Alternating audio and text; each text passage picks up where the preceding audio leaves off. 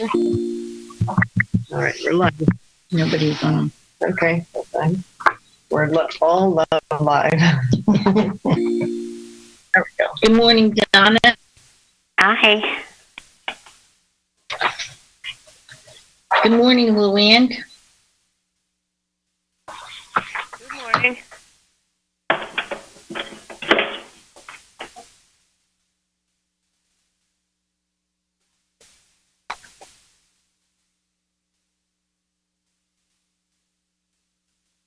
Good morning, Nancy.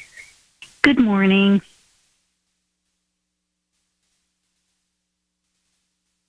Good morning, Laverne. Good morning. Welcome. Glad that you joined us. Yes, I'm glad to be here. Good morning, Karen. Good morning, Sharon. Good morning, Wendy. Good morning, Sharon. Good morning, Dale. Good morning. Good morning, Susan. Good morning. Laverne's on. Good morning, Elsie. Good morning.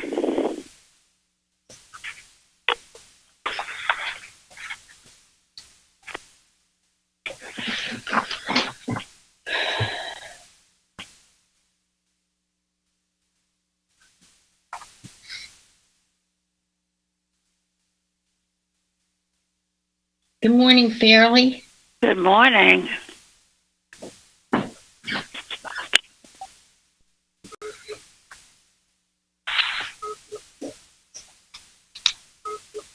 Good morning, Betty. Good morning.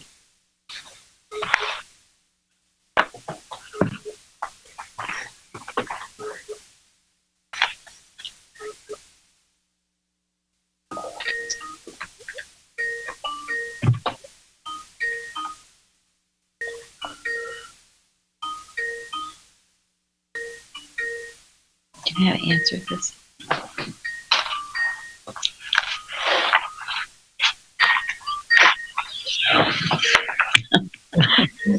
Oh, I think it's Colin. No, it's calling. Okay, then just end it. Thank you. Good morning, Janet. Hi, Sharon. Good morning, Francis. Good morning, Sharon. Good morning, Dale. Good morning.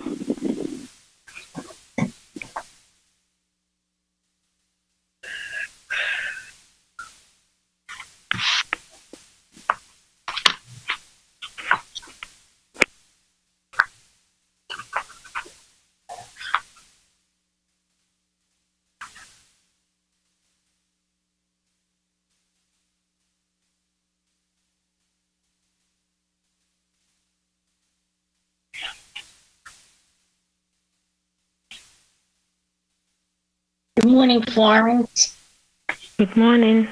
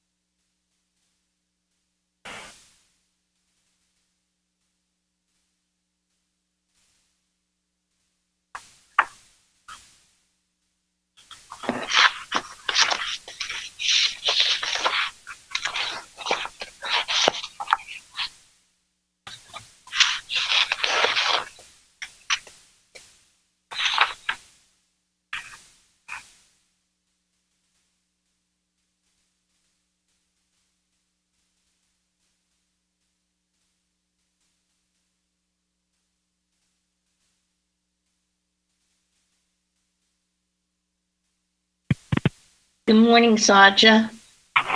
Good morning.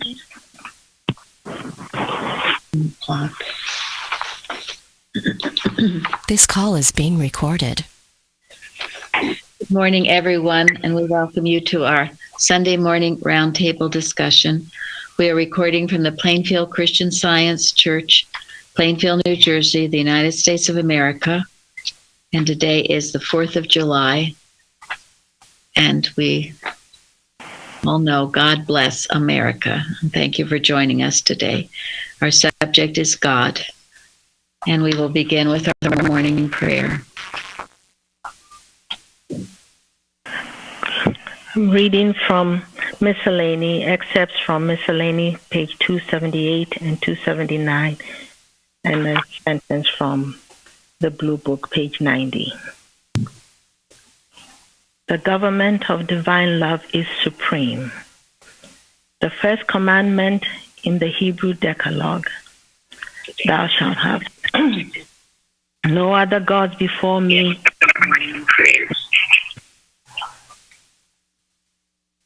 I'll start over. I'm reading from Miscellany, page 278 and 279.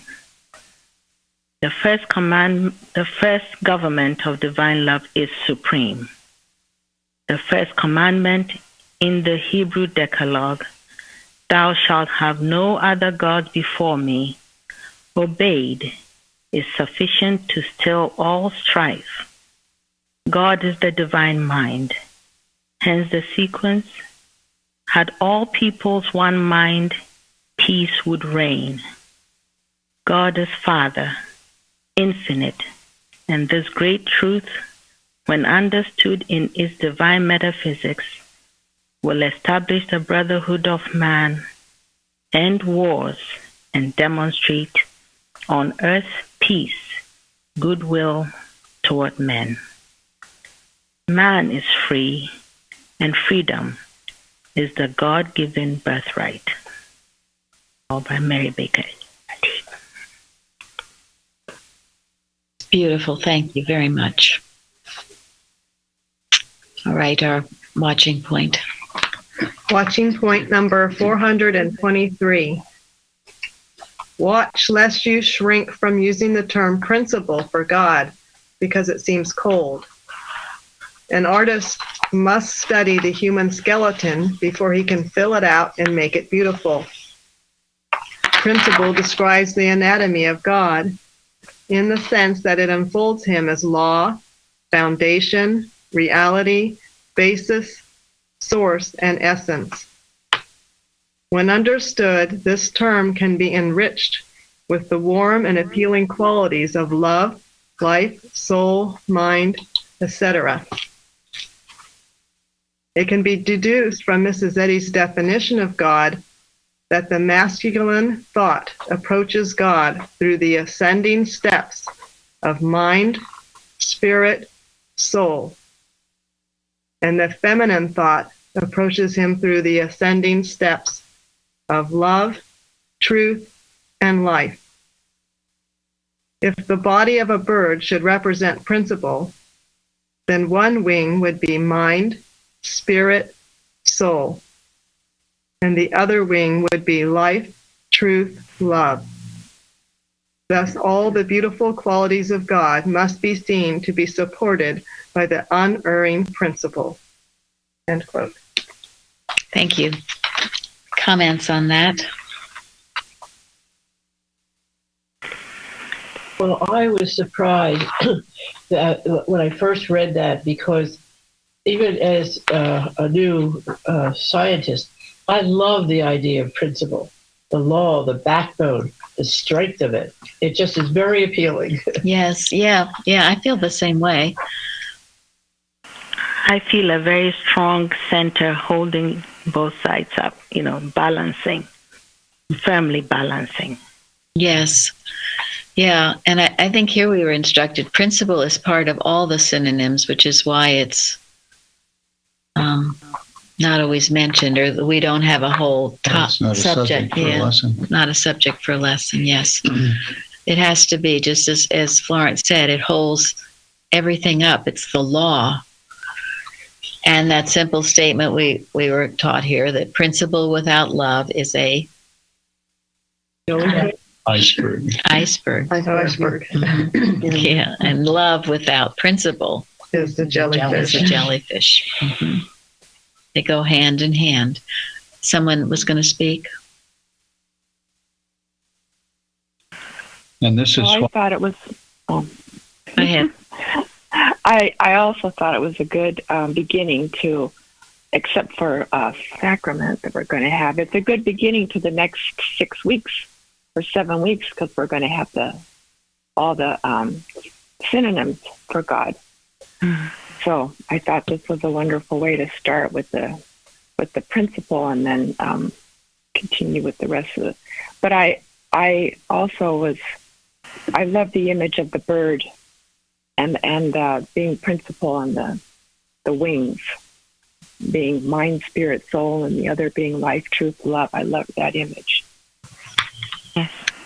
Yeah, and the bird flies over matter and over all the mortal beliefs, doesn't it? Yes. Yeah. Yeah. Flies above them. Doesn't get down in the mud and wrestle with them. I think this is why Mrs. Eddy called the religion Christian Science. Because science is law, as is principle. And perhaps the reason we don't have a lesson called principle is because we have a lesson called Christian Science.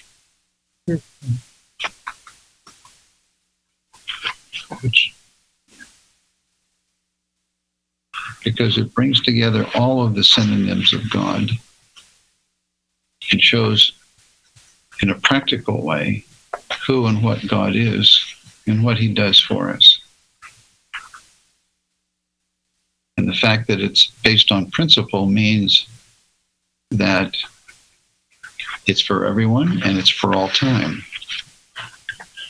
Unlike a lot of old theology that thinks that, well, healing was for Jesus' time or for Jesus and his disciples, and now we have medicine, so we don't need Christianity for healing or something like that,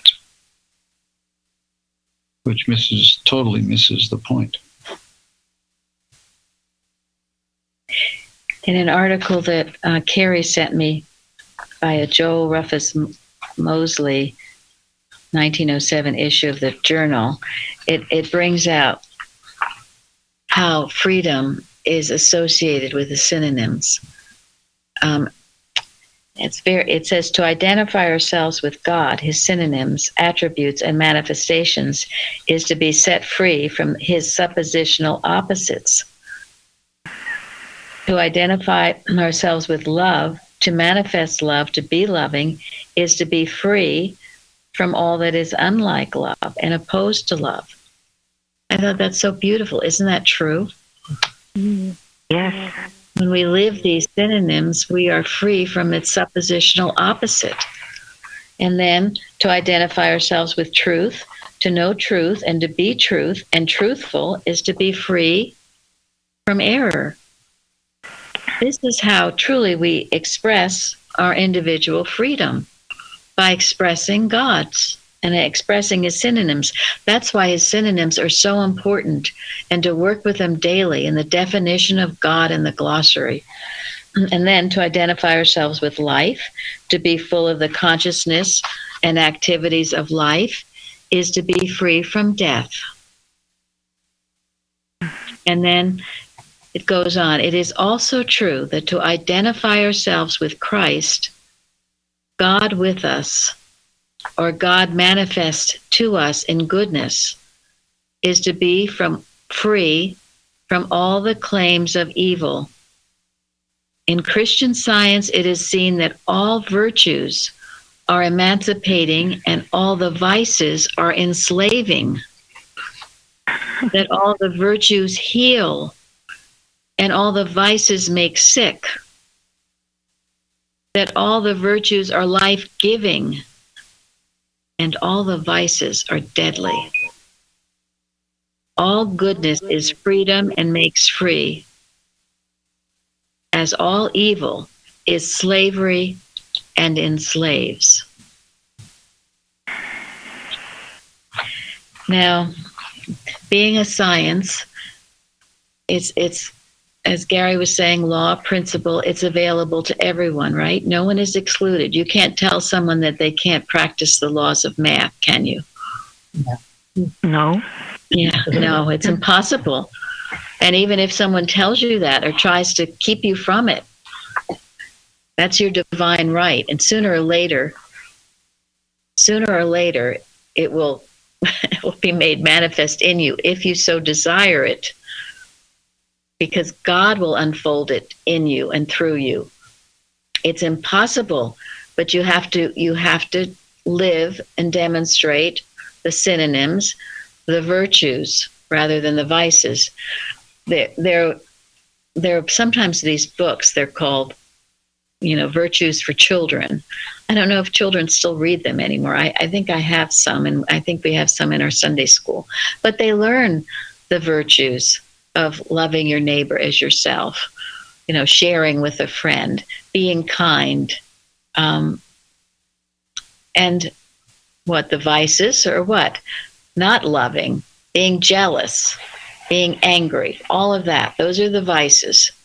So let's live in the virtues. Let's live in the synonyms, and we will demonstrate our freedom over all things that are unlike Him.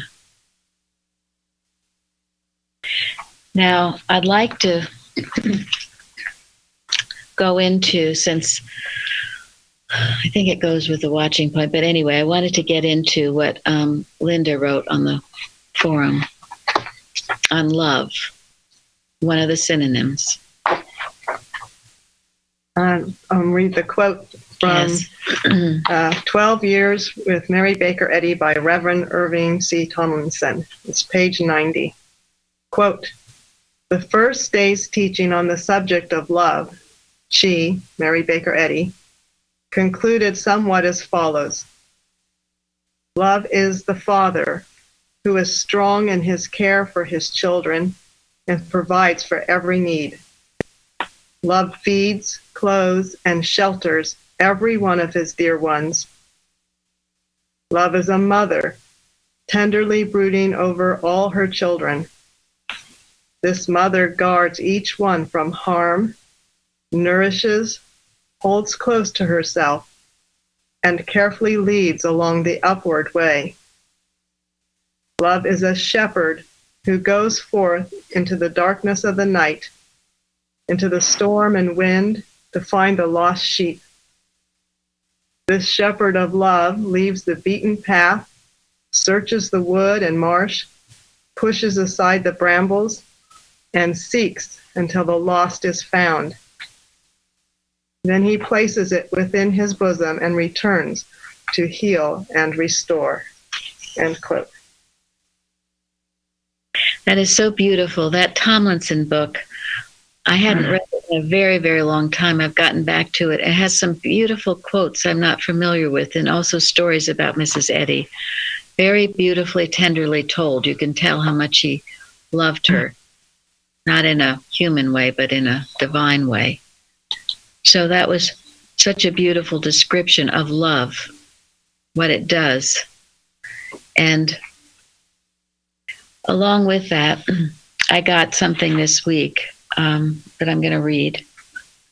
It's a testimony of sorts. It's by one of our members in Canada. She writes, "Sometimes an introduction needs to start with memories of a parent's experience that has impacted their life in a big way.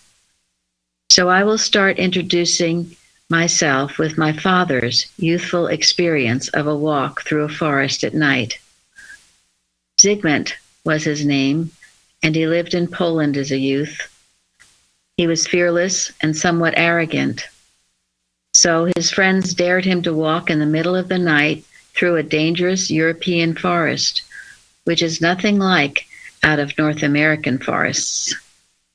Through centuries, these European forests were manicured with paths that had no dead logs spread across its floors. So Zygmunt accepts the challenge fearlessly and arrogantly. In his previous experience, he learned that he could not be hypnotized by a mass hypnotist that traveled around, and that had given him immeasurable courage. He chose a summer night that had a full moon to take a walk through that dangerous forest. He headed out along a path. It was a warm night and quite pleasant when he heard his father calling him from the direction from which he had started. He stopped, looked back, and walked back a few steps, wondering why his father was following him. There was no one there. He thought that this was strange, so he turned around and proceeded in his original direction, intending to complete his challenge. A few moments later, he hears the same voice calling by his name, Sigmund. This time, the voice was louder and closer. Again, he looked behind him and saw no body. He checked his watch. It was 2 a.m. This time, his mind was keenly awake and aware as if it were put on alert.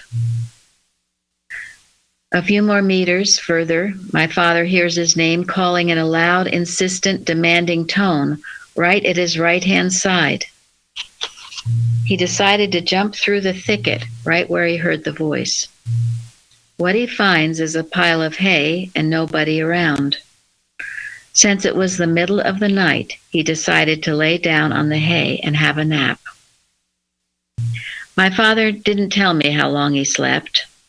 However, he was woken up abruptly by the police interrogating him. What was his name? Where does he live? What was he doing sleeping in the forest? They took him to the police station and locked him up. So much for accepting challenges. That same day, however, the police came to let him out, saying that he was a very lucky man because some meters ahead of where they found him sleeping, a murder had taken place and that the person had been caught. My father went home and asked his father what he was doing at 2 a.m. And his father, whose name was Mikhail, said he had finished reading a book and was going to bed. Were you thinking of me at that time? Asked my father. No, was the curt answer.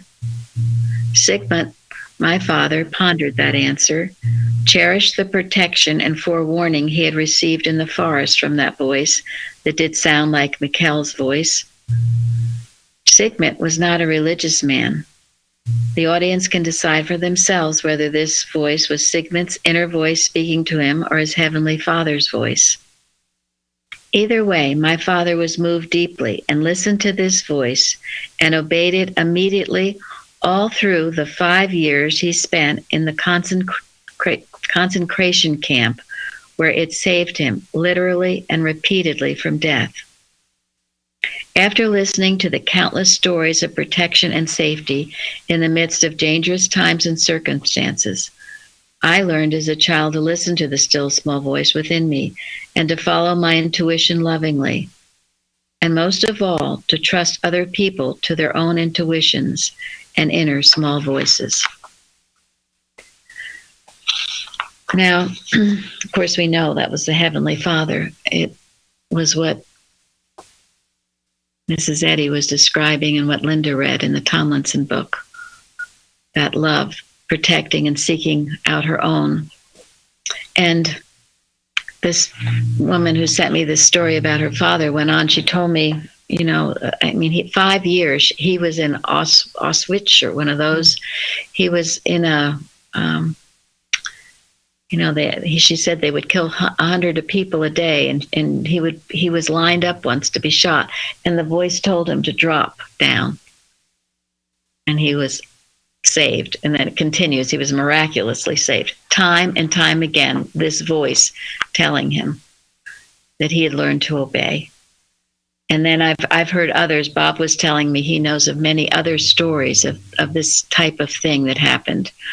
And we've told about 9/11. So I can't emphasize enough the importance of learning to obey your father's loving voice, father, mother's loving voice. In the lesson, the God of my rock, in him will I trust. He is my shield, the horn of my salvation, my high tower, my refuge, my savior. Thou savest me from violence. There is no condition ever too severe, Mrs. Eddy says, right? That Yes. divine love is not waiting for you, teaching you. Don't not be aware of it. Appreciate it. Listen to it. It will save you. It will help you. It will restore you. It will heal you. It will bless you. It will rejuvenate you. It will do all things for you if you listen. And please. No, I think the lie that, I can't hear, tempts us. I can't hear. I just can't hear God. It's a lie. We can practice to hear, or we can know that we can hear, and then we will hear. And Mrs. Eddy also said, I will hear, I will know, and I will obey. So, yes, nothing far from any one of us. It's God with us, so we can hear his voice. Yeah, and the hymn says, I will hear no other voice. I will heed no other call. In a way, if you say you can't hear it, in a way, that's a cop-out, isn't it? I mean, we hear what we want to hear. We see what we want to see in life. We do what we want to do in life. That's why you must never deny it. And if you say you can't hear it, what are you doing? You're affirming an error. You can hear it. You have to say that you can and know that you can and know that you will. I read a while ago something that Carpenter wrote about that. I think I read it at a Wednesday meeting, listening for the voice of God. So you have to know that you can and you will. Of course you can. He created you that way. And you learn sometimes by trial and error. Sometimes you might make a mistake. It wasn't God's voice, so you learn. Yeah, I view that as calibration. You just gotta get it. But I love the end of that too. How knowing that other people have it too. That's an important thing. It's very important. Yes, everyone. No, I think we also learned that if we are really relying on him, even when we didn't hear correctly, we make a mistake, he will redirect. So it's just more important to desire to hear and know that we can hear. I think that's more the point than anything. Yeah, that's a very good point, Florence. And Mrs. Eddy has written that, hasn't she? There were times when she didn't know what step to take, so she took the step that seemed best at the time, and sometimes that led her to a position where she saw another step or a different step that needed to be taken. Sorry. Go ahead, Charity. I think it was Carpenter that told us that people called her changeable, her thought, but it was exactly what you said. She would go forward with something she thought God was telling her, and then she would change her mind, and she was right. Mm-hmm. Yeah. So she never said, well, I can't hear his voice, and then stop. No. She did the best she could under the circumstances and kept listening. And yes, she was flexible. She was totally flexible. Yeah, and that's what humility is. We must be that flexible. Flexible under the hand of God, willing to change. And that is humility, because sometimes you do make a mistake. It takes humility to say, whoops, that was not the right thing to do or say or go or whatever, and change directions. Jeremy? I just remember Kimball said that if you don't know what to do, go on. And in Precepts, Carpenter's talked about Mrs. Eddy, and he said when she would take that step from that new perspective, she would be able to see what was right. Yes. So. Yes. And I'm sure you can all identify with that, where maybe you couldn't quite see. So you went a certain way and then you said, oh, now I see. And then decided either to take another route or go forward or whatever. But step by step, we do it. Trust in God. In all thy ways acknowledge him, leaning not unto thine own understanding, and he will direct thy path. Proverbs 3, paraphrase. And never, ever be embarrassed to admit a mistake.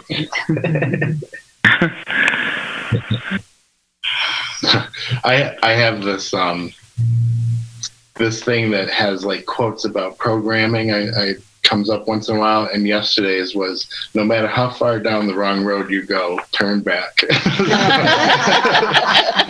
I know, that's wonderful. That's it. That's wonderful. That'd be a good calendar. Yeah. Well, so all the first, the responsive reading, the first Bible, it's all the wonderful things that God does for us. And I loved in the responsive reading where, well, it talks about a buckler. That's a shield that's 4 feet long and covers your whole body, totally protected. And girdeth you with strength, makes your way perfect, setteth me upon high places. And then it says, it teaches my hands to war, so that a bow of steel is broken in mine arms.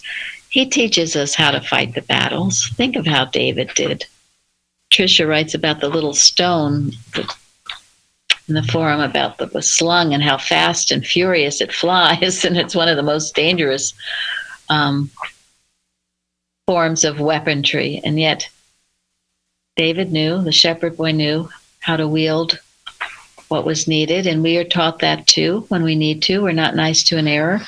But then it also goes on to say, thy right hand hath holden me up, and thy gentleness hath made me great. So the yin and the yang of it, the toughness, the angel Michael, and then the angel Gabriel, the gentleness, the peace, the calm, the love, both, all. And that leads us to, well, I guess it would be Joanne wrote on the motherhood of God. We talked about it last week because it was in what was put on the carousel by Smiley, emphasizing the motherhood of Mrs. Eddy and how that was attacked by the male chauvinist thought. And hey, we're talking about states of mortal mind, not person. Well, women can have it too. Women can have it too. Yeah. Women can have it too. Florence, were you going to say something? No, I was.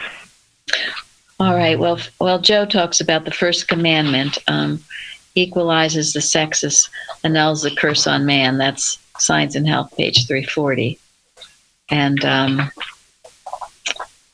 Joe writes, only as we rightfully recognize and acknowledge the motherhood of God and Mrs. Eddy's role as its representative are we truly obeying the first commandment. It is also imperative that each one of us recognize and acknowledge both masculine and feminine side of our true spiritual nature. This alone will equalize the sexes. As this is done, the curse on man, original sin, male chauvinism, and male chauvinism, what is just keeping women in their place, in their corner, or keeping them as sex objects, or that's what it is. It's a carnal mind. Again, a state of carnal mind. We're not talking about people, God's man anyway. So, and this was a curse that Romanism introduced in early Christianity. It was Romanism that did this. A curse that I grew up with and escaped from solely through Mrs. Eddy's teachings at the Plainfield Church. Thank God. And then someone else also replied to that. Henceforth know we no man or woman after the flesh. And how Mary Baker Eddy, the light of truth, reveals that great miracle to human sense is divine love.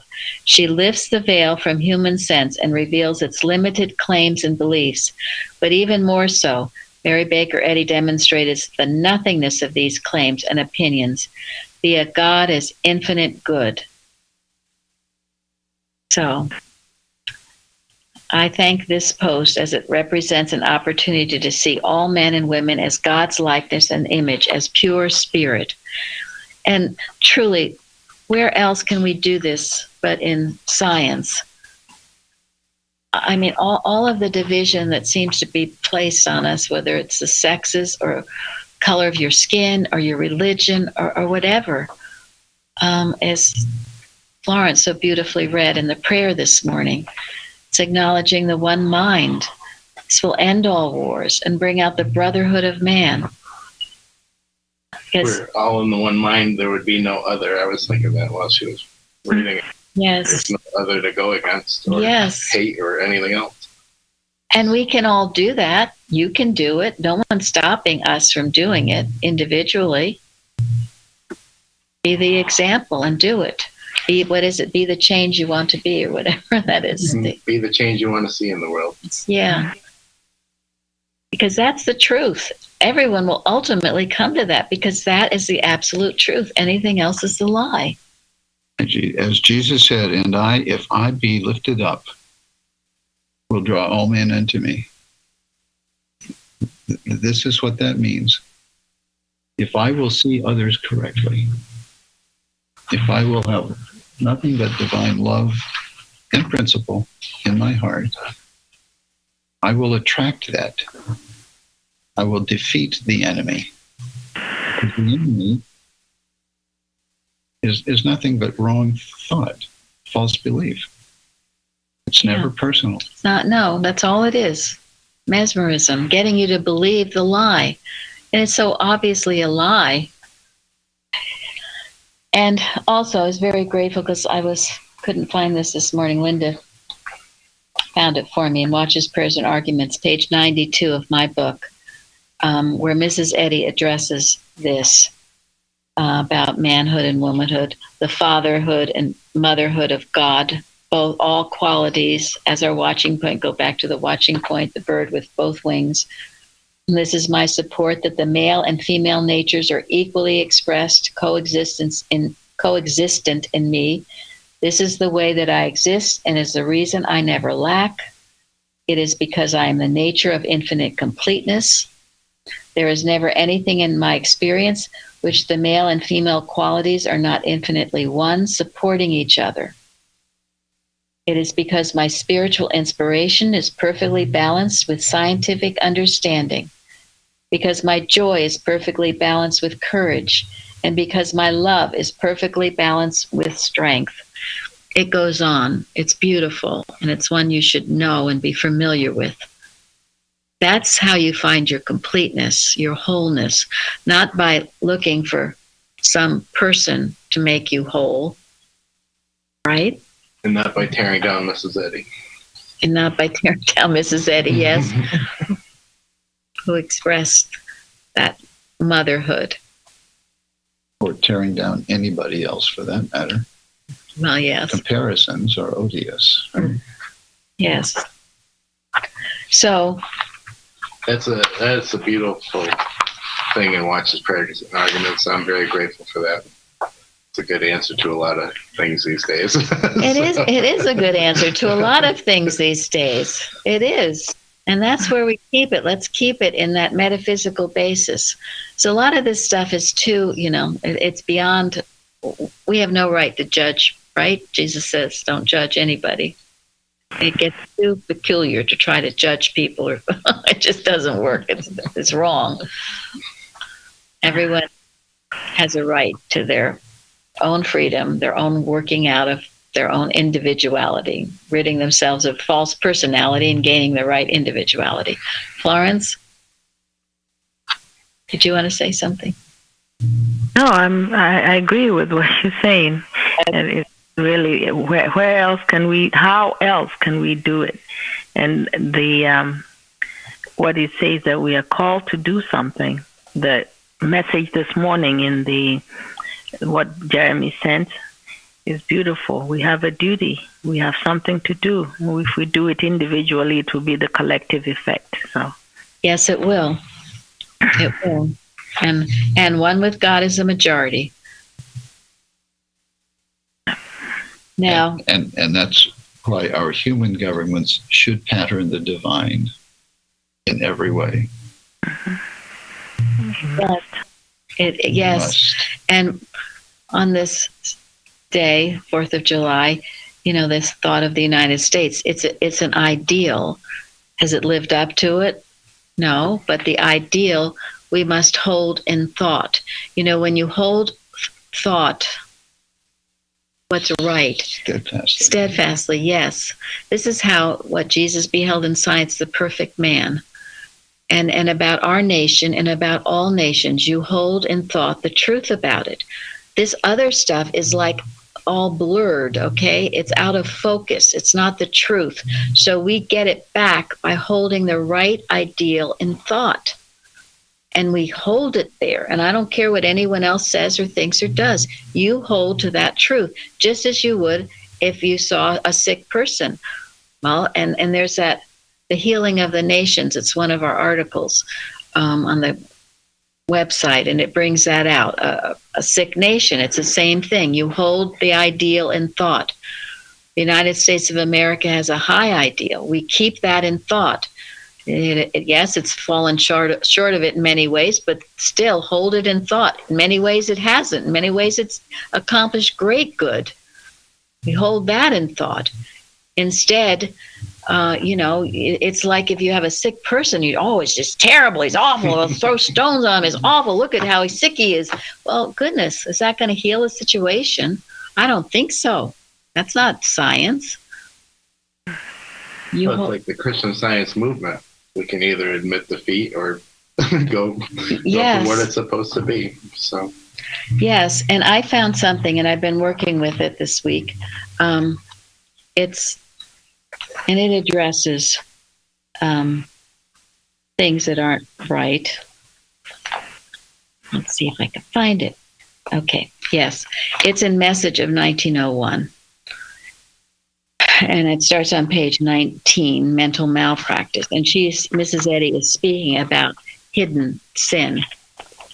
All right, and we all know, this is a worldwide thing, the hidden sin. It operates in secret. Right now, it seems to be coming out to the surface. And that's a good thing, because when it does, it's 2/3 destroyed, and the final third will destroy itself. But this is what she says.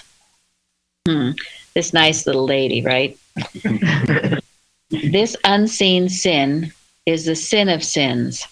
It is never forgiven. Even the agony and death that it must sooner or later cause the perpetrator cannot blot out its effects on himself till he suffers up to its extinction and stops practicing it. Isn't that lovely? Now that's get to it, right? So don't worry. God's going to in control. The crimes committed under this new old regime of necromancy or diabolism are not easily reckoned. At present, its mystery protects it, but its hidden modus and flagrance will finally be known, and the laws of our land will handle its thefts, adulteries, and murders, and will pass sentence on the darkest and deepest of human crimes. Christian scientists are not hypnotists. They are not mortal mind curists, nor faith curists. They have faith, but they have science, understanding, and works as well. They are not the addenda, the etc., or new editions of old errors, but they are what they are, namely students of a demonstrable science leading the ages. So when we work for the extinction of error. It'll suffer up to its extinction until it stops practicing it. We don't fix error. We don't make it nice. We destroy it. And this is what we know. We know for our nation, all nations, that this is working. This is God's law. This is principle working. And we see all these errors. We can be dismayed at it, or we all have different ideas who did what and why, but only God knows, truly. And that the error will be destroyed. And hey, they can burn the Bibles. They can say, I don't want to hear this. That doesn't mean this isn't working. They don't want to hear it because they don't want to suffer the consequences of their actions, but they will. The error will. All error can do is destroy itself. And that's a good thing to know. It brings great safety and peace in knowing that. Error will not get away with crimes. No. And I don't think we should feel bad for people having to suffer through it. I suffered enough to be receptive to come here, and I'm grateful for it. So, Yes. so that's a good thing. Science of suffering. Yes, I did too. You suffer till you stop. You stop. That's true. I suffered a lot because I was fearful. I was negative. I was disobeying, and I didn't know it. And I suffered till I stopped doing it. And it is a kind thing to let people suffer for their wrongs. That's how they learn. So you can't protect it. You can't. It'll only prolong the agony. Being nice makes it worse. And there was one other thing. I've been looking and looking for this, and it's actually in the Eustace book, bottom numbering, page 912, where Mrs. Eddy says, Mrs. Eddy also made a statement to the effect that ingratitude is the original sum total of evil, and its only remedy is gratitude, the highest human quality, its destruction. Think of that. Ingratitude is the original sum total of evil. Put that in your pipe and smoke on it. That's wonderful, though. Ingratitude for Mrs. Eddy causes all those problems. Yes. Ingratitude for America causes all those problems. Yes. So, yes. When you're grateful, you're safe, right? So that's what she said. She does. And, I always see it too. I'm sure Florence does too. The first thing that gets people going, out, leaving, is ingratitude. Some little thing. Oh, they didn't get their healing. Well, maybe they consider that a big thing, but sometimes you need patience. Or some little thing offended them, something, and they start just poking around in the air and they forget. They throw the baby out with the water, as I was told. Anyway, throw the baby out with the bathwater. Don't throw the baby out with the bathwater. Right. Thank you. Don't throw the baby out with the bathwater. You get ungrateful, and everything goes to hell. Our nation, good point. You think we have it bad now? You just wait. What will happen?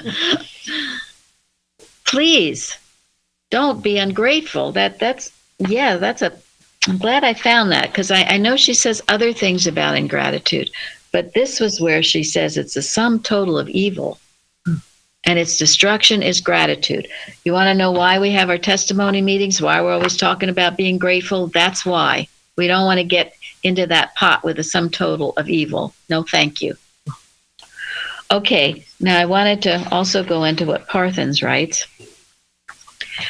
which, sometimes it's deep, but the main theme of this week's lesson is God is all. And it is true. It's in it throughout. And omniscience, omnipresence, omnipotence, the allness of God. On a practical level, it's possible to render the lesson's opening scriptures thus. Then, quote, my consciousness of the allness of God hath clothed me with the garments of salvation, hath covered me with the robe of righteousness, as a bridegroom decketh himself with ornaments, and as a bride adorneth herself with jewels. This is what does it, your consciousness of the allness of God. This goes to the first commandment, thou shalt have no other gods before me, which is why Mrs. Eddy says that commandment demonstrates Christian science. It's a state of thought where you don't admit about anything except God's allness.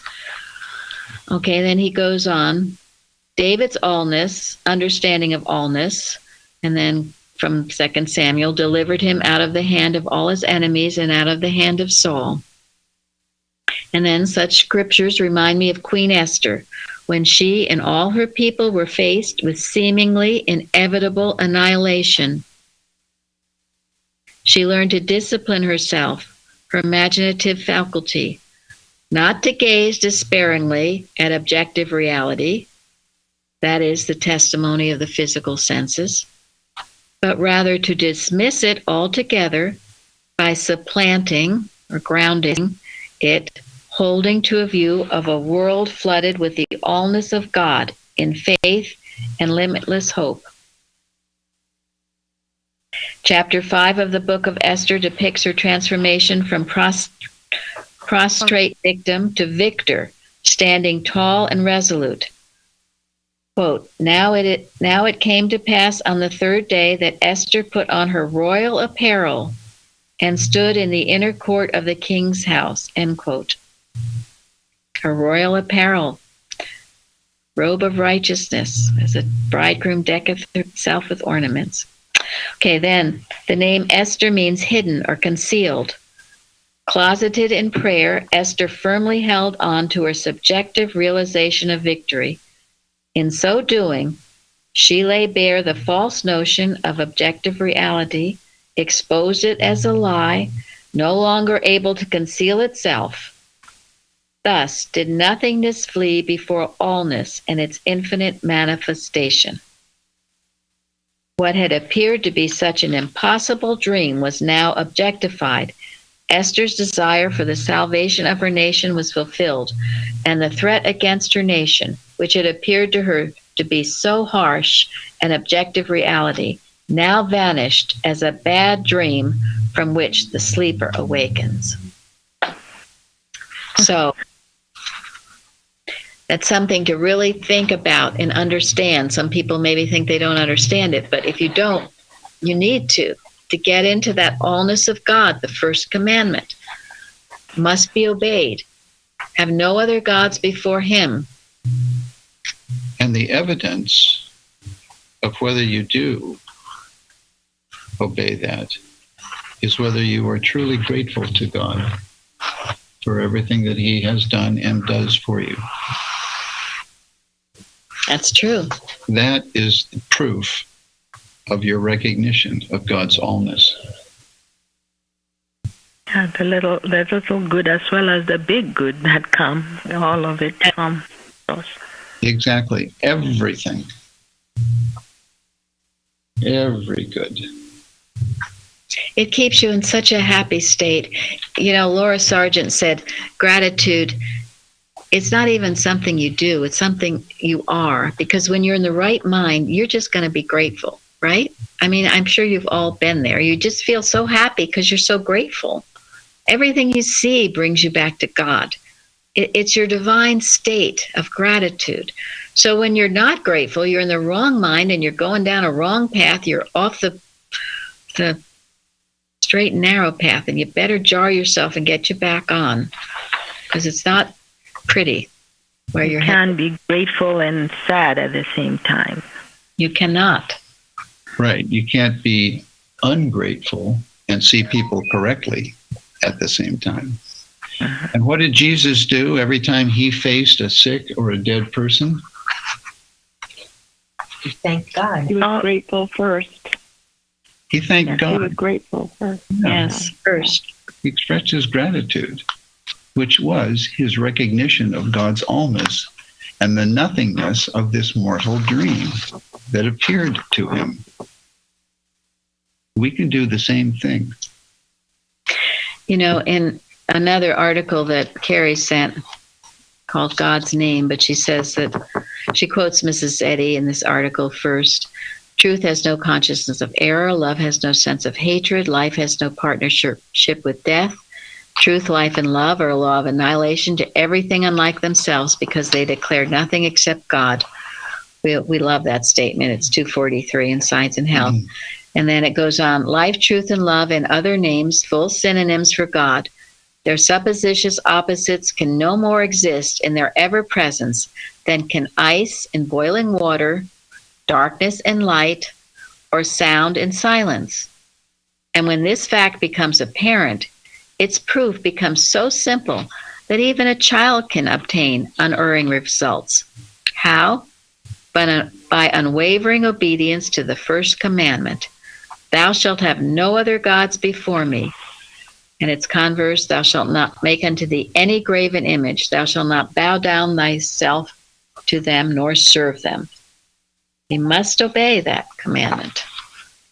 And also, I guess we're getting a little short on time, but I did love the story about how David inquired. He always was inquiring God. God was like his best and ever friend. He didn't make a move without asking God. And it was a beautiful thought about the mulberry trees, the sound in the mulberry trees. And Susan wrote on that. Susan, you want to, she's here, right? Yes. You want to, I know you quoted, sounded like a beautiful sermon by Spurgeon called The Sound in the Mulberry Trees. Yes, it was basically what you were saying at the beginning about listening for God's voice, and he didn't make any moves before he asked God. Even after he had been successful the first time, he didn't just go ahead and do what he did. In the second battle, he asked God, and God gave him a different strategy. So if he hadn't been listening, it might have gone differently. Yes. Human wisdom isn't the way. Thank you. Yes, yes. Just like that story of the man who was listening to God speaking his voice and saved him time and time again. So, yeah, I thought that was so beautiful. And maybe what you're asked to do seems contrary to what you feel you should do, but God is saying it. Better listen. And it shall be, when thou shalt hear a sound of going in the tops of the mulberry trees, that then thou shalt go out to battle. For God is gone forth before thee to smite the host of the Philistines.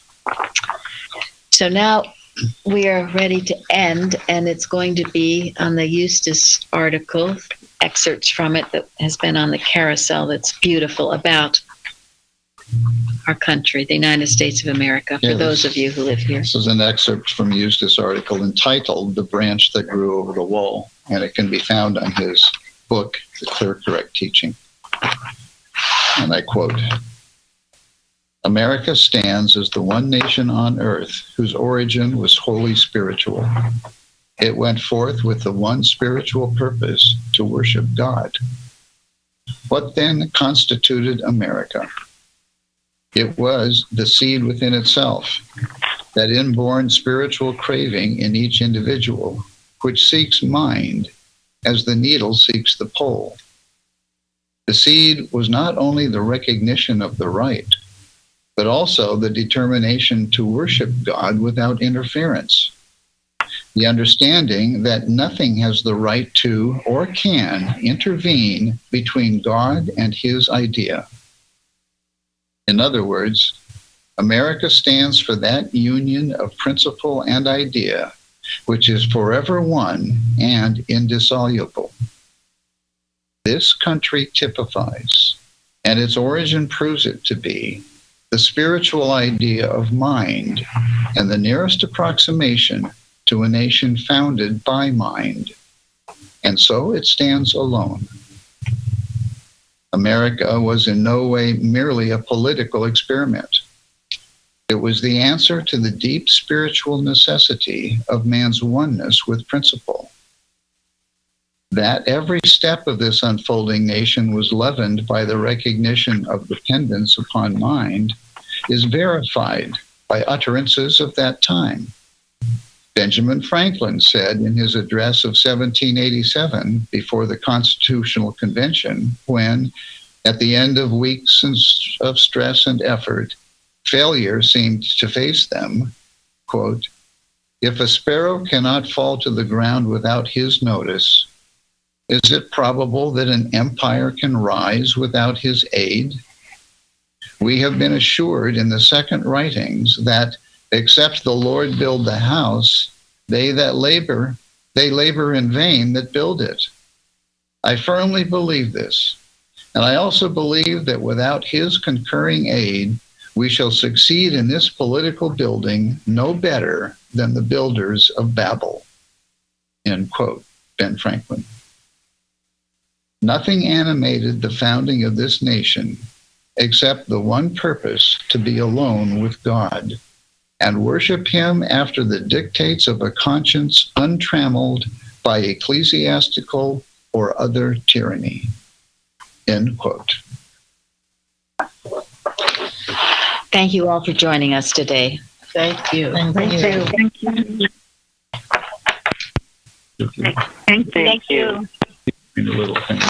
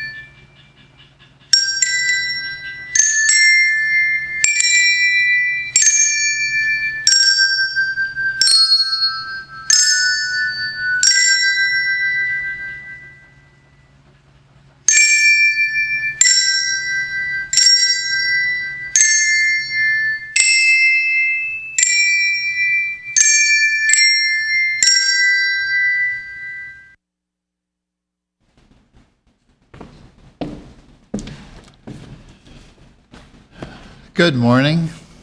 Let's begin our service by singing hymn number 246. O thou who spreadest the heaven like a tent, he who depends on thee ne'er is forspent. Still for his might on thee he ever counteth. On wings of eagles he unwearied mounteth. Have ye not heard?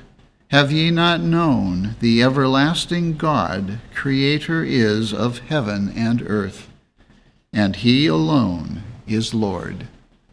Hymn number 246.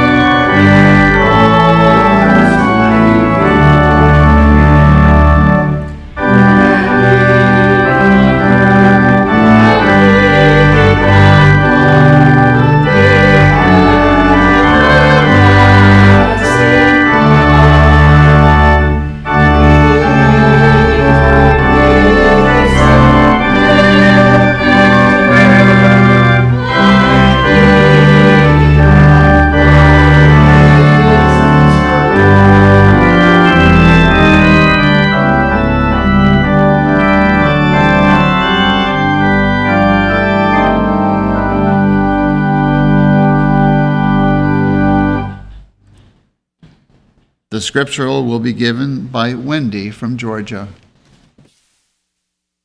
Revelation, blessing and glory and wisdom and thanksgiving and honor and power and might be unto our God forever and ever. I will extol thee, my God, O King, and I will bless thy name forever and ever. Great is the Lord, and greatly to be praised, and his greatness is unsearchable. One generation shall praise thy works to another, and shall declare thy mighty acts. I will speak of the glorious honor of thy majesty, and of thy wondrous works. The Lord is gracious and full of compassion. The Lord is good to all, and his tender mercies are over all his works. All thy works shall praise thee, O Lord, and thy saints shall bless thee. They shall speak of the glory of thy kingdom, and talk of thy power, to make known to the sons of men his mighty acts, and the glorious majesty of his kingdom. Thy kingdom is an everlasting kingdom, and thy dominion endureth throughout all generations.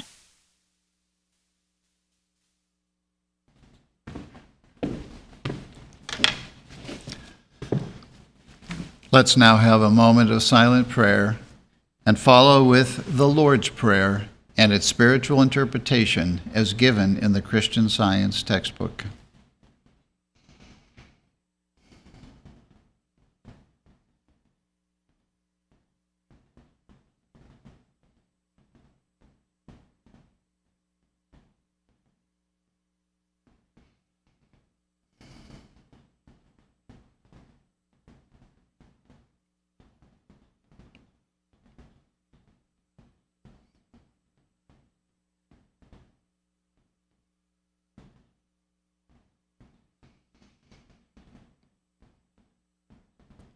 Our Father, which art in heaven.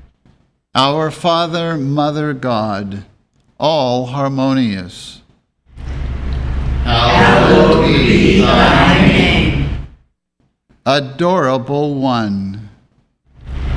Thy kingdom come. Thy kingdom is come.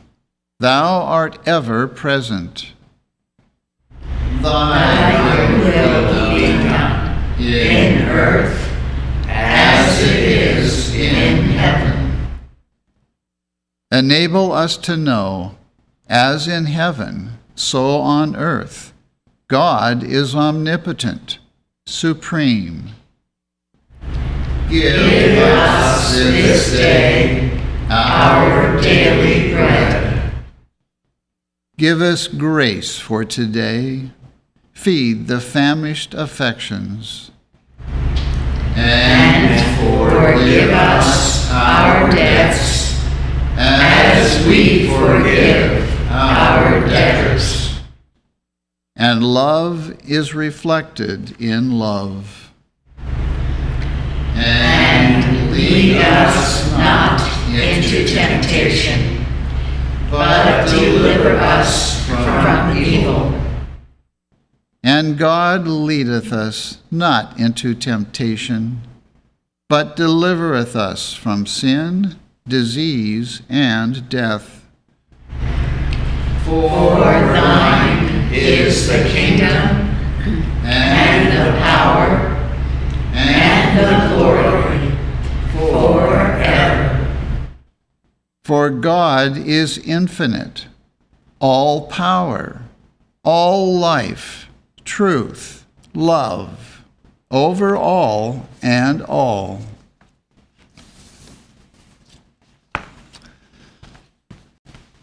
Let's now sing hymn number 402.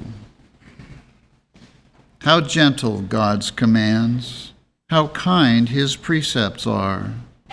Come, cast your burdens on the Lord, and trust his constant care. Hymn number 402.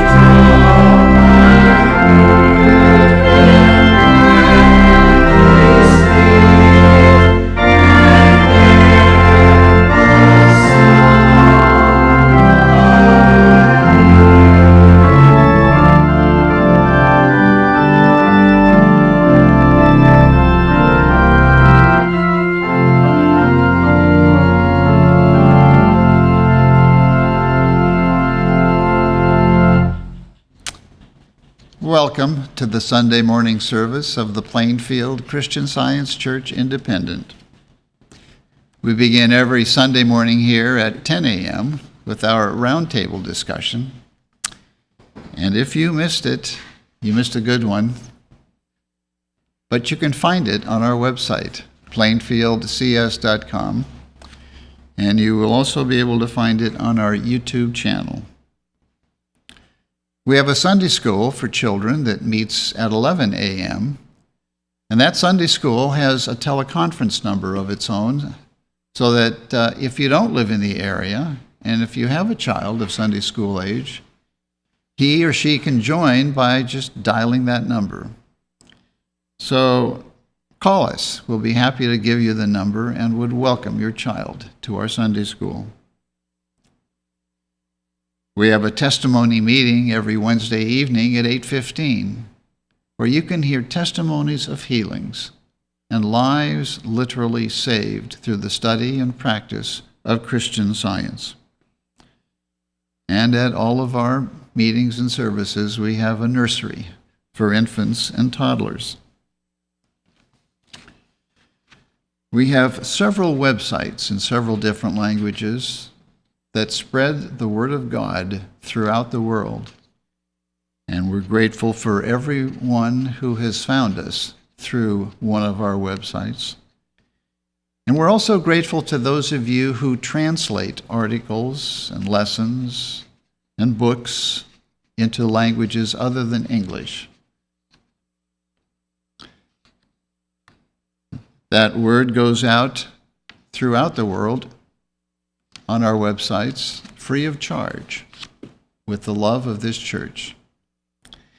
And one of the articles that I would like to point out that's featured on our website in honor of Independence Day in the United States of America is an excerpt from an article entitled "The Branch That Grew Over the Wall" by Herbert Eustace. It can be found in his book, Christian Science, It's Clear, Correct Teaching, or you can find it on our website. The Branch That Grew Over the Wall. Everyone is welcome here, and that includes all of you who are listening and participating from around the world. And now we will have the reading of a testimony of healing of one of our members in Plainfield. And that reading will be given this morning by Dale from Virginia. For many years, I was an extremely heavy smoker, going through at least 2 packs of cigarettes a day. I was healed of this addiction when I came to the Plainfield Church.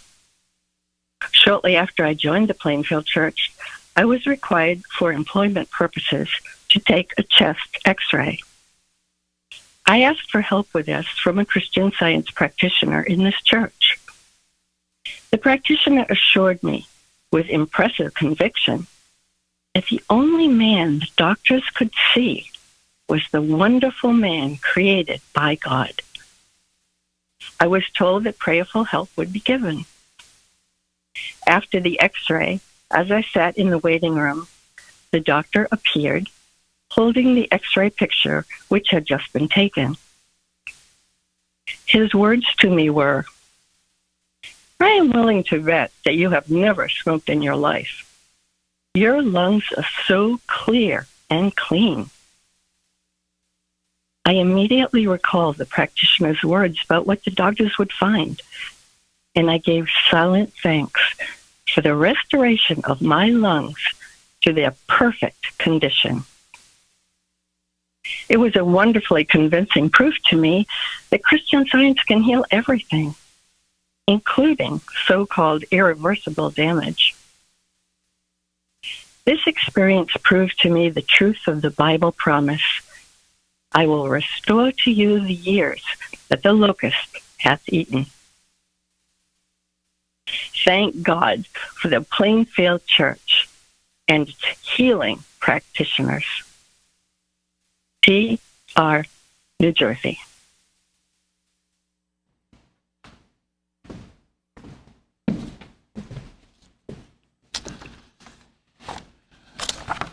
The lesson sermon for this morning can be found on page 2 of the Independent Christian Science Quarterly. Subject, God. The golden text is from Psalms. The heavens declare the glory of God, and the firmament showeth his handiwork. The responsive reading is from Psalms. As for God, his way is perfect. The word of the Lord is tried. He is a buckler to all those that trust in him. For who is God, save the Lord? Or who is a rock, save our God? It is God that girdeth me with strength, and maketh my way perfect. He maketh my feet like hinds feet, and setteth me upon my high places. He teacheth my hands to war, so that a bow of steel is broken by mine arms. Thou hast also given me the shield of thy salvation, and thy right hand hath holden me up, and thy gentleness hath made me great. Florence will now read. I will read from the Bible. Isaiah. I will greatly rejoice in the Lord. My soul shall be joyful in my God. For he hath clothed me with the garments of salvation. He hath covered me with the robe of righteousness, as a bridegroom decketh himself with ornaments, and as a bride adorneth herself with her jewels. For as the earth bringeth forth her bud, and as the garden causeth the things that are sown in it to spring forth, so the Lord God will cause righteousness and praise to spring forth before all the nations. 2 Samuel. David spake unto the Lord the words of the song in the day that the Lord had delivered him out of the hand of all his enemies and out of the hand of Saul. And he said, The Lord is my rock and my fortress and my deliverer. The God of my rock, in him will I trust. He is my shield and the horn of my salvation, my high tower and my refuge. My Savior, thou savest me from violence. I will call on the Lord, who is worthy to be praised. So shall I be saved from mine enemies. When the waves of death compassed me, the floods of ungodly men made me afraid. The sorrows of hell compassed me about. The snares of death prevented me. In my distress, I called upon the Lord and cried to my God. And he did hear my voice out of his temple, and my cry did enter into his ears. The Lord thundered from heaven, and the Most High uttered his voice. And he sent out arrows and scattered them, lightning and discomfited them. And the channels of the sea appeared, the foundations of the world were discovered at the rebuking of the Lord, at the blast of the breath of his nostrils. He sent from above, he took me. He drew me out of many waters. He delivered me from my strong enemy and from them that hated me, for they were too strong for me.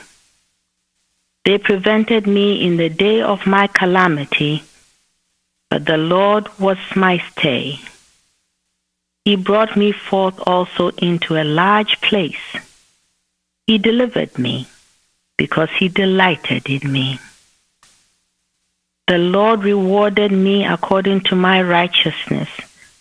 According to the cleanness of my hands has he recompensed me. For I have kept the ways of the Lord, and have not wickedly departed from my God. Isaiah. Behold, God is my salvation. I will trust and not be afraid. For the Lord Jehovah is my strength and my song. He also is become my salvation. Therefore with joy shall ye draw water out of the wells of salvation. And in that day shall ye say, Praise the Lord. Call upon his name. Declare his doings among the people. Make mention that his name is exalted. Sing unto the Lord, for he hath done excellent things. This is known in all the earth. Cry out and shout, thou inhabitant of Zion, for great is the Holy One of Israel in the midst of thee. 1 Chronicles. When the Philistines heard that David was anointed king over all Israel, all the Philistines went up to seek David. And David heard of it and went out against them. And the Philistines came and spread themselves in the valley of Rephaim. And David inquired of God, saying, Shall I go up against the Philistines? And wilt thou deliver them into mine hand? And the Lord said unto him, Go up, for I will deliver them into thine hand. So they came up to Baal-perazim, and David smote them there. Then David said, God hath broken in upon mine enemies by mine hand, like the breaking forth of waters. Therefore they called the name of that place Baal-perazim. And when they had left their gods there, David gave a commandment, and they were burned with fire. And the Philistines yet again spread themselves abroad in the valley. Therefore David inquired again of God, and God said unto him, Go not up after them, turn away from them, and come upon them over against the mulberry trees. And it shall be, when thou shalt hear a sound of going in the tops of the mulberry trees, that then thou shalt go out to battle. For God is gone forth before thee to smite the host of the Philistines. David therefore did as God commanded him, and they smote the host of the Philistines from Gibeon even to Gazer. And the fame of David went out into all lands, and the Lord brought the fear of him upon all nations. Revelation. I, John, saw the holy city, New Jerusalem, coming down from God out of heaven, prepared as a bride adorned for her husband. And I heard a great voice out of heaven saying, Behold, the tabernacle of God is with men, and he will dwell with them, and they shall be his people, and God himself shall be with them, and be their God. And God shall wipe away all tears from their eyes, and there shall be no more death, neither sorrow, nor crying, neither shall there be any more pain. For the former things are passed away. And he that sat upon the throne said, Behold, I make all things new. And he said unto me, Write, for these words are true and faithful. And he said unto me, It is done. I am Alpha and Omega, the beginning and the end. I will give unto him that is athirst of the fountain of the water of life freely. He that overcometh shall inherit all things, and I will be his God, and he shall be my son.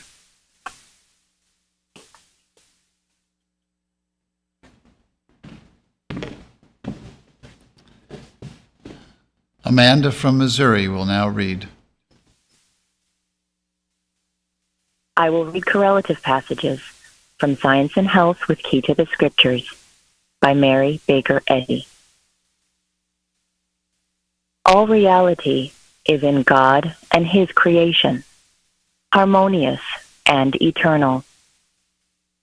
That which He creates is good, and He makes all that is made. Question: what is God? Answer: God is incorporeal, divine, supreme, infinite mind, spirit, soul, principle, life, truth, love.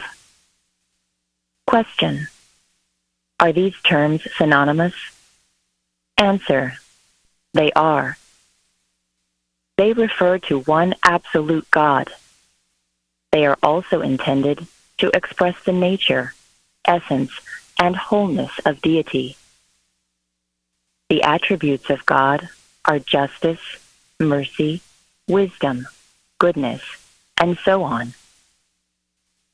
Question: is there more than one God or principle? Answer: there is not.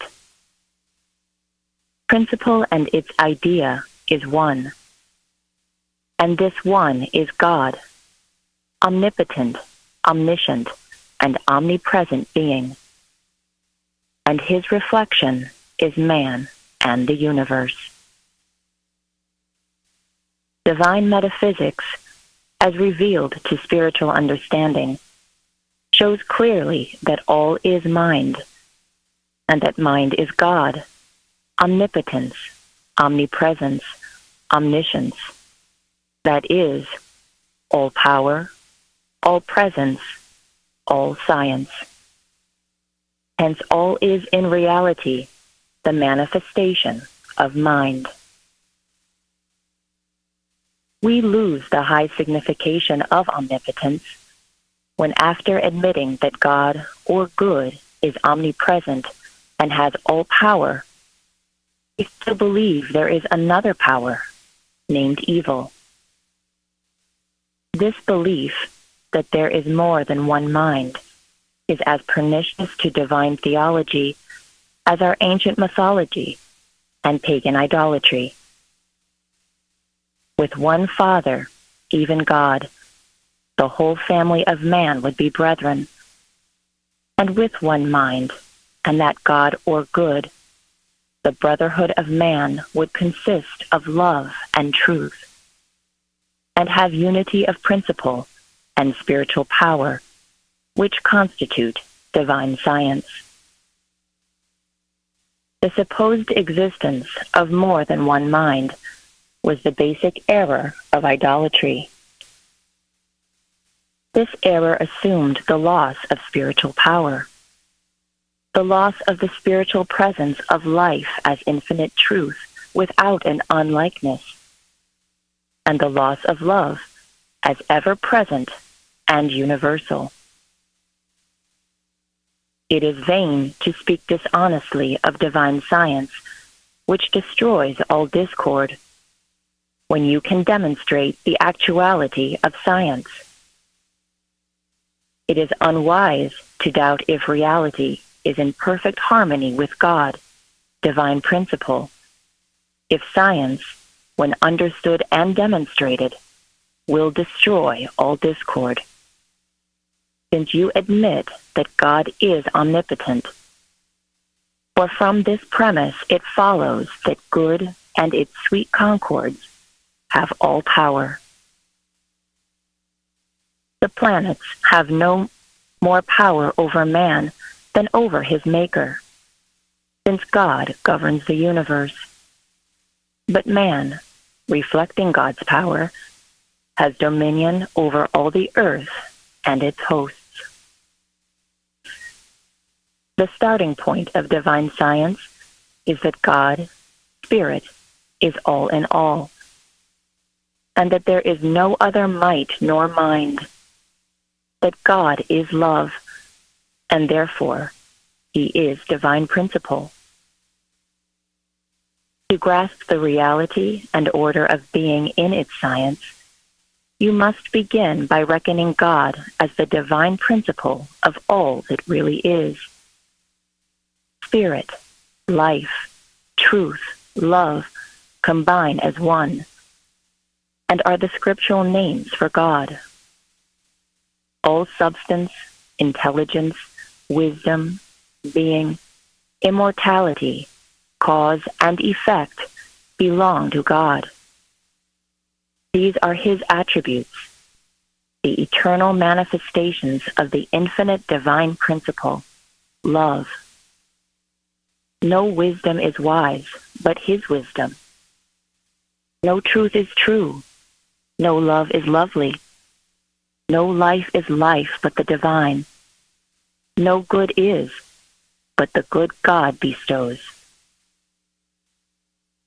Prayer cannot change the science of being, but it tends to bring us into harmony with it. Goodness attains the demonstration of truth. A request that God will save us is not all that is required. The mere habit of pleading with the divine mind as one pleads with a human being perpetuates the belief in God as humanly circumscribed, an error which impedes spiritual growth. God is love. Can we ask him to be more? God is intelligence. Can we inform the infinite mind of anything he does not already comprehend? Do we expect to change perfection? Shall we plead for more at the open fount, which is pouring forth more than we accept? The unspoken desire does bring us nearer the source of all existence and blessedness. Asking God to be God is a vain repetition. God is the same yesterday and today and forever. And he who is immutably right will do right without being reminded of his province. It should be thoroughly understood that all men have one mind, one God and Father, one life, truth, and love. Mankind will become perfect in proportion as this fact becomes apparent. War will cease, and the true brotherhood of man will be established. Thou shalt have no other gods before me. Exodus 20, verse 3.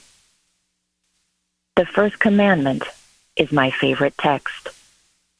It demonstrates Christian science. It inculcates the triunity of God, spirit, mind. It signifies that man shall have no other spirit or mind but God, eternal good, and that all men shall have one mind.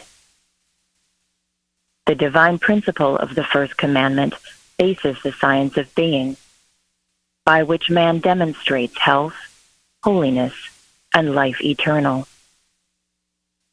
One infinite God, good, unifies men and nations, constitutes the brotherhood of man, ends wars, fulfills the scripture, love thy neighbor as thyself, annihilates pagan and Christian idolatry, whatever is wrong in social, civil, criminal, political, and religious codes, equalizes the sexes, annuls the curse on man, and leaves nothing that can sin, suffer, be punished, or destroyed.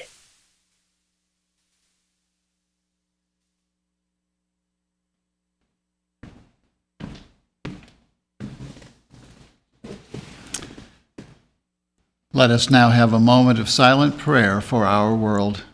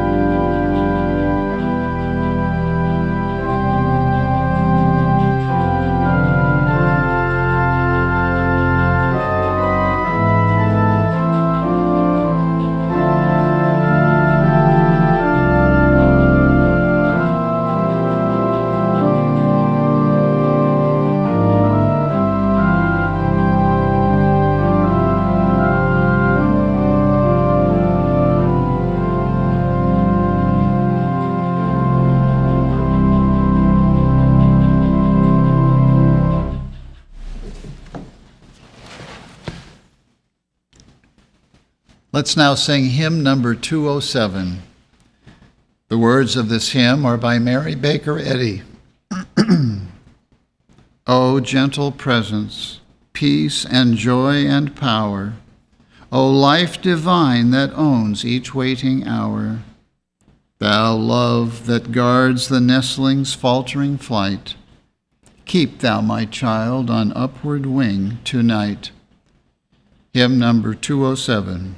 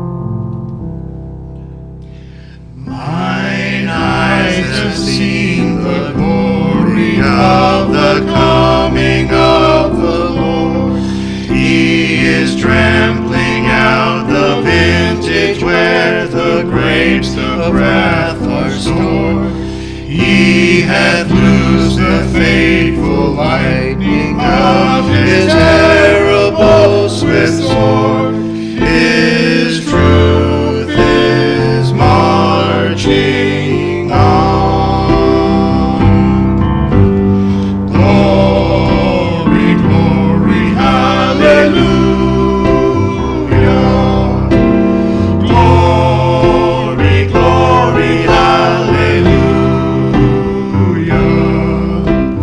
Glory, glory, hallelujah. His truth is marching on.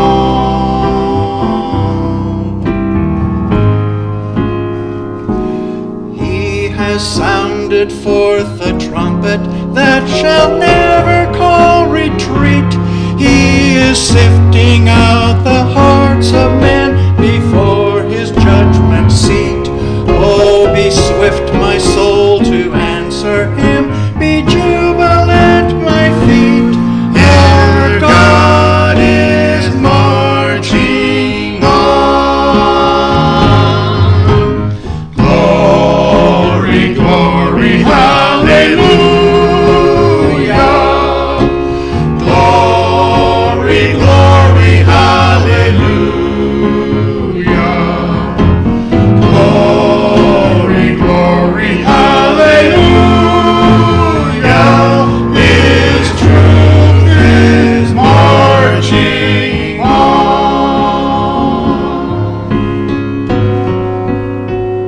Oh, in the beauty of the lilies, Christ was born across the sea, with a glory in his bosom that transfigures you and me. As he lived to make men holy, let us live to make men free. While God is marching on.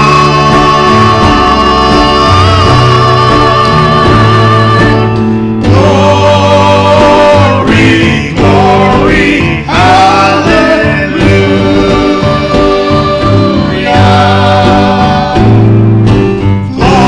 Glory, glory, hallelujah.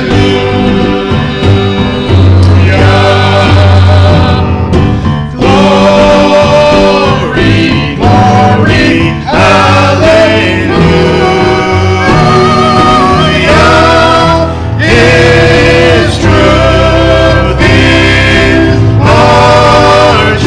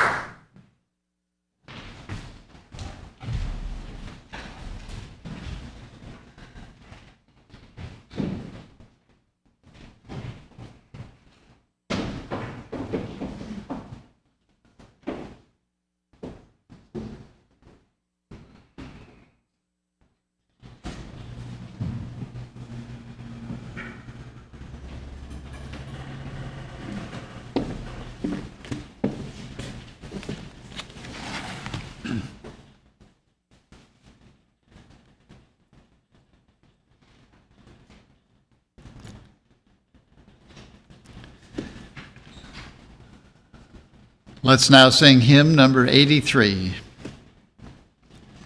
God made all his creatures free. Life itself is liberty. God ordained no other bands than united hearts and hands. Hymn number 83.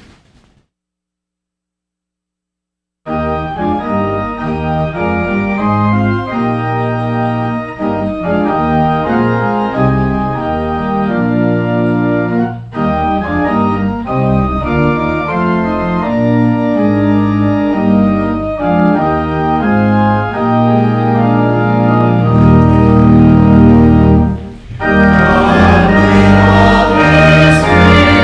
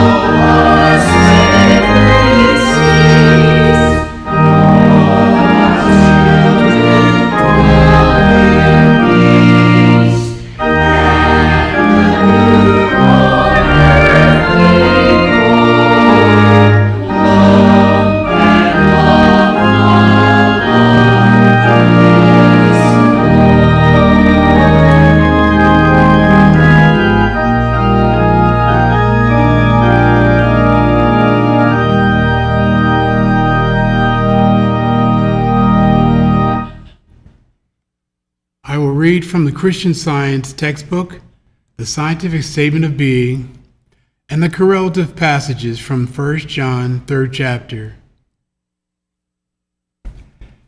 There is no life, truth, intelligence, nor substance in matter. All is infinite mind and its infinite manifestation, for God is all in all. Spirit is immortal truth. Matter is mortal error. Spirit is the real and eternal. Matter is the unreal and temporal. Spirit is God, and man is his image and likeness. Therefore, man is not material. He is spiritual. Behold, what manner of love the Father hath bestowed upon us, that we should be called the sons of God. Therefore the world knoweth us not, because it knew him not.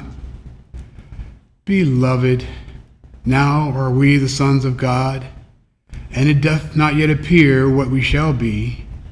But we know that when he shall appear, we shall be like him. For we shall see him as he is. And every man that hath this hope in him purifieth himself, even as he is pure.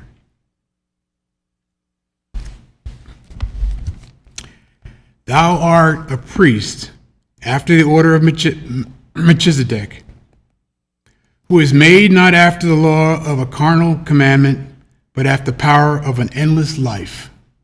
Amen.